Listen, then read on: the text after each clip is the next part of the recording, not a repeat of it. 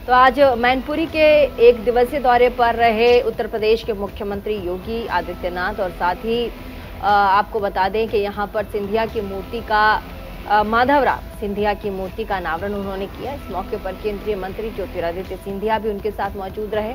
मुख्यमंत्री योगी ने कहा कि मैनपुरी में चौराहा माधवराव सिंधिया के नाम पर है और आज उनकी प्रतिमा की स्थापना करने का सुनहरा मौका मिला है।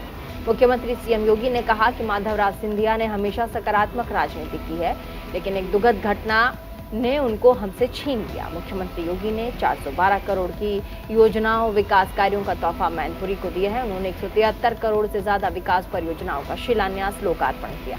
इस दौरान मुख्यमंत्री योगी ने कहा है कि सरकार मैनपुरी का विकास करा रही है। साथ ही मुख्यमंत्री योगी ने जनता का आभार जताते हुए कहा कि निकाय चुनाव में समर्थन देने के लिए मैं जनता का आभारी हूँ। हम सब जानते हैं कि एक बार नहीं 9 बार देश की संसद में माननीय सांसद के रूप में वे लगातार चुने गए।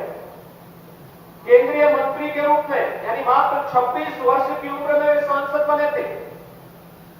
उच्च शिक्षा अर्जित करने के बाद जब वे भारत वापस आए तो राजनीति में प्रवेश करते ही एक सांसद के रूप में उन्होंने अपना कार्य प्रारंभ किया। उनकी लोकप्रियता लगातार उनके सांसद चुने जाने और उस कालखंड में भारत के अंदर तकनीक का उपयोग हो सकता है। रेलवे हो, नागरिक उड्डयन मंत्रालय रहा हो, आज का शिक्षा मंत्रालय रहा हो, पर्यटन मंत्रालय रहा हो, इन सब में जितने रिफॉर्म हो सकते थे उन्होंने मंत्री के रूप में भारत सरकार के एक माननीय मंत्री के रूप में उनमें करने का प्रयास किया और उसे तेजी के साथ आगे बढ़ाने का प्रयास किया। भारतीय रेल आज भी याद करिए 40 वर्ष के बाद भी श्रीमंत माधवराव सिंधिया जी को स्मरण करता है इस बात को लेकर के कि जो न्यू उन्होंने उस समय रखी थी भारतीय रेल की मजबूती का वह आधारशिला बना था। भारत की अर्थव्यवस्था को के बैकबोन के रूप में जो हम भारतीय रेल को जानते हैं, उस समय आदरणीय सिंधिया जी ने जो कार्य किया था वह आज भी हम सबको देखने को मिलता है। जब भारतीय रेल की बात होती है तो उसमें एक स्वर्णाक्षरों में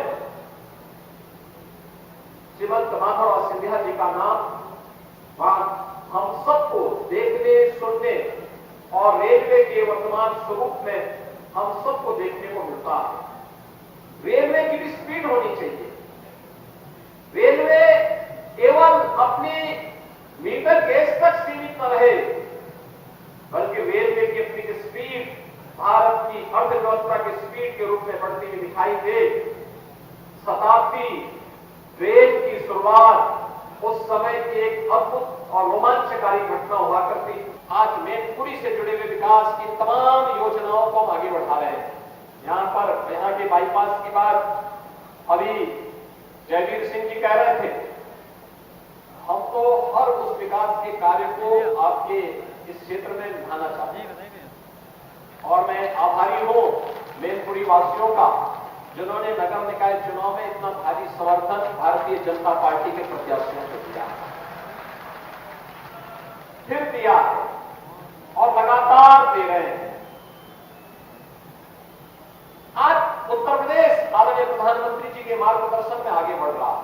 जिस प्रकार से उत्तर प्रदेश के अंदर हाईवे, एक्सप्रेस हाईवे और सड़कों का संचार विशा है, विद्युतीकरण की आपूर्ति बढ़ी है, हर गरीब को बिना भेदभाव के शासन की योजनाओं के साथ जोड़ने का कार्य हुआ है, हर गरीब को शासन की सहायता सुगमता से प्राप्त हो सके, इसके लिए जो कार्य प्रारंभ हुआ है वह किसी से छुपा हुआ नहीं है। आज चेहरा देख करके कार्य नहीं होता। हर व्यक्ति को उसकी सुविधा का लाभ, यानी 6 वर्ष में प्रधानमंत्री मोदी जी के मार्गदर्शन और नेतृत्व में 54 लाख गरीबों को तो हम लोगों ने एक आवास उपलब्ध कराया है। प्रधानमंत्री आवास योजना में एक आवास 54 लाख गरीबों को, 2 करोड़ 61 लाख गरीबों के लिए एक शौचालय निर्माण का कार्य हुआ।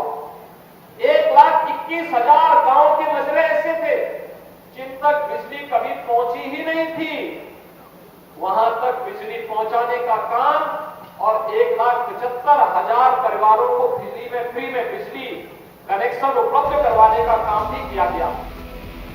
और इस कार्यक्रम के बाद मुख्यमंत्री योगी कानपुर पहुंचे। यहां पर उनके साथ केंद्रीय नागरिक उड्डयन मंत्री ज्योतिरादित्य सिंधिया भी मौजूद थे। दोनों ने मिलकर कानपुर हवाई अड्डे के नए टर्मिनल का फीता काटकर उद्घाटन किया। आपको बता दें कि चकेरी एयरपोर्ट से 2.5 किलोमीटर दूर मवैया में बना ये जो नया टर्मिनल है वो पुरानी एयरपोर्ट से 16 गुना बड़ा है। इस मौके पर मुख्यमंत्री योगी ने कहा कि आज कनेक्टिविटी जितनी बेहतर है उतना ही विकास होगा। उत्तर प्रदेश में जिन भी नगरों में एयर कनेक्टिविटी बेहतर होगी वहां पर उद्यम आए। मुख्यमंत्री ने आगे कहा कि नया टर्मिनल कानपुर के कारोबार को संजीवनी देगा। विदेशी खरीदार सीधे कानपुर आना पसंद करेंगे। पहले व्यापारियों को मुंबई दिल्ली जाना पड़ता था, तो वहीं शहरियों को अब टर्मिनल का फायदा सीधा मिलेगा।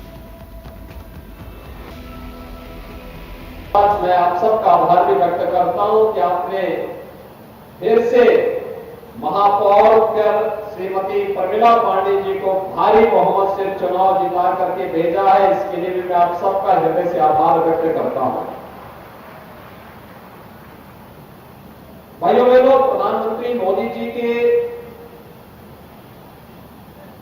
नेतृत्व में पिछले 9 वर्ष के अंदर बदलते हुए भारत को दुनिया ने देखा।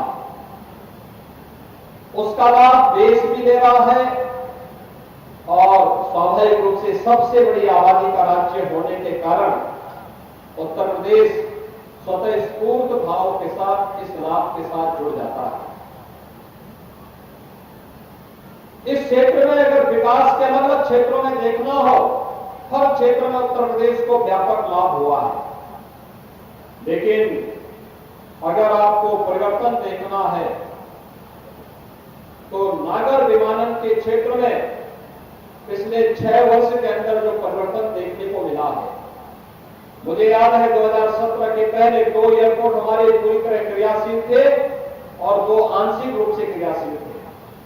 लेकिन आज 9 एयरपोर्ट उत्तर प्रदेश के पूरी तरह क्रियाशील हैं और 12 पर कार्य हो रहा है। हम कह सकते हैं कि आने वाले समय में उत्तर प्रदेश के अंदर लगभग हर कमिश्नरी स्तर पर एक एयरपोर्ट अवश्य होगा और लोगों के आवागमन को और सहज सरल बनाने के लिए आदरणीय प्रधानमंत्री जी की मंशा है।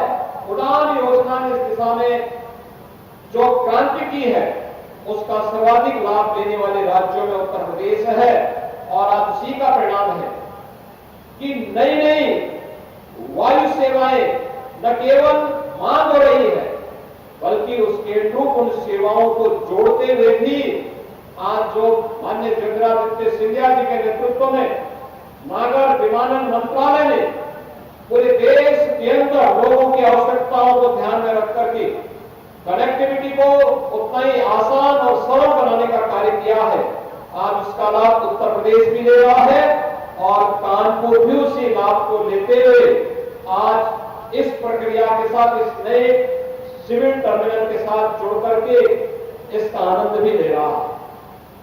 कानपुर के बारे में 2017 के पहले बहुत सारी धारणाएं लोगों के मन में थी। यहां बंद हो रहा उद्योग गंगा माता के लिए सबसे क्रिटिकल पॉइंट कोई बन गया था तो कानपुर बन गया।